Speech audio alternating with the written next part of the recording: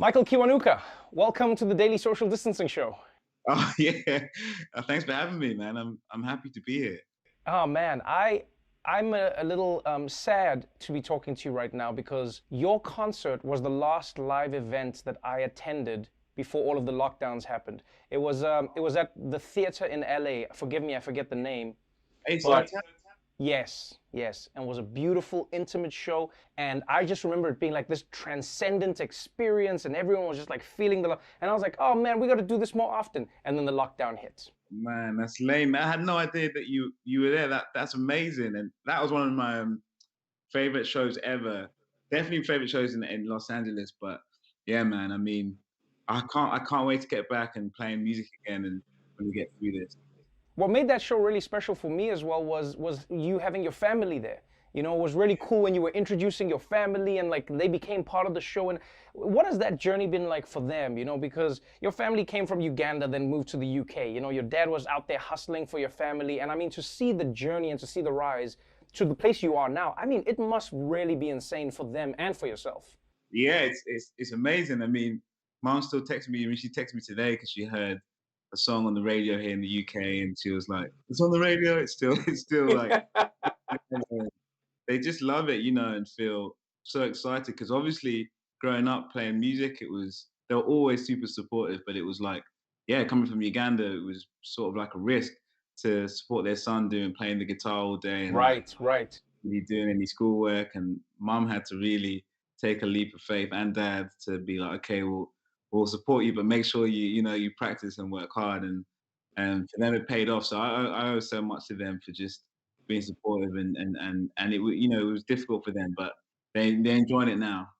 I remember being at your show and genuinely, I don't say this to gas you up. It's like you were telling us a story, but a story that was happening inside you as a human being.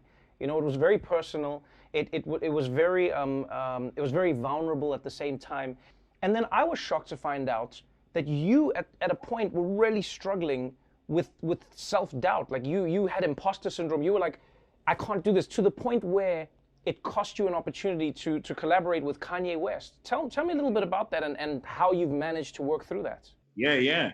It was crazy. It was just basically, maybe it was to do a bit with growing up, but I just sort of was always trying to fit in. I thought in order to, be accepted or sort of succeed in whatever you're doing, whether it's music, getting a job in the bank, you sort of had to fit a Yeah. bill. And then I thought it was the same with music. So every time I tried to do music that was like what was on the radio or just I thought people would like it, just sounded awful. And then when I was doing my own thing, it was like, I love this, but it's like, are people going to understand 10-minute songs? Are people going to be offended by lyrics? Or like, if I do a song like Black Man in the White World, what's going to happen? No one's going to play it. All these things. So Right, right. I thought, I'm never going to make it. And I just had all these doubts. So when I went to the studio you go to the studio with someone who's amazing, as like Kanye West, I just kept thinking, what does he want me to sound like instead of me? Oh, yeah, right, right. So it was just kind of like learning and growing up and learning how that being an artist is about being yourself, and the unique thing that makes you unique, the thing that makes you different is your strength.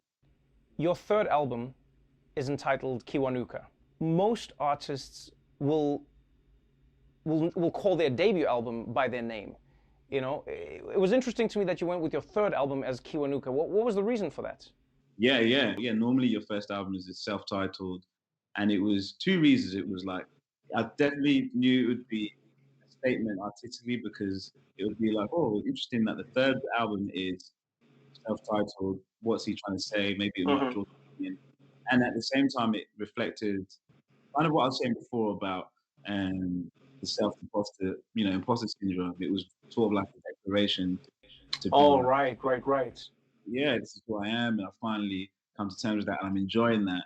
And it's threefold because then my name was always something that I love, but it carries a lot. So it talks about my heritage, but it also describes that I'm, a first generation Briton. It says so much about me without you even meeting me. So Right, right, right. you think the same thing, even just the pronunciation of the name, everything it says so much. So I thought, and I used to sort of hide behind that name too when I was growing up. It's the same way I wanted to fit in with music. I'd be like, oh, I don't want to say my name. I wish it was simple. And then I got older, I sort of like felt so sad that I thought that. So now I'm so proud of it. I just like, yeah, let's call the album, let's have it big and at the front. So that's why I went for it. It feels like your entire journey has been one of, I think working through the past as you build your future.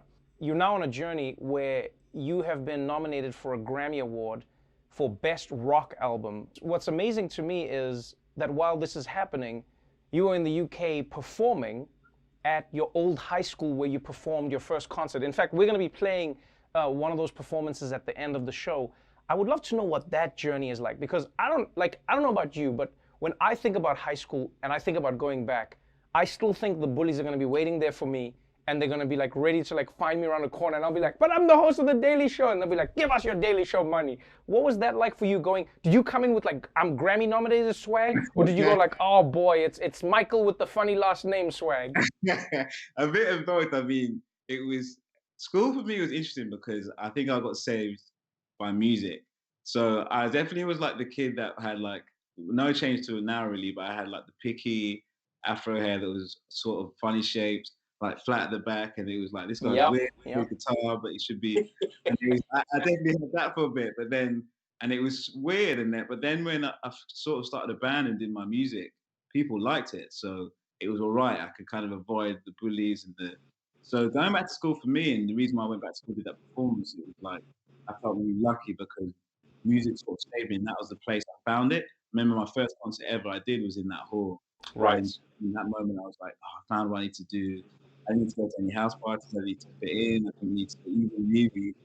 And much to my mum's sort of dismay, I didn't even need to like study. I just thought if I focus on the music, I'll be fine. And it worked out. So I thought going back would be a nice full circle. Well, my friend, it was the best kind of triumphant return anybody could hope for. I hope the Grammys is as triumphant for you. Thank you so much for joining me on the show. I can't wait for you to get back out there playing music and doing what you're doing in all the venues that you had to cancel for coronavirus. Thank you again so much. I appreciate you, my dude. Have a good one.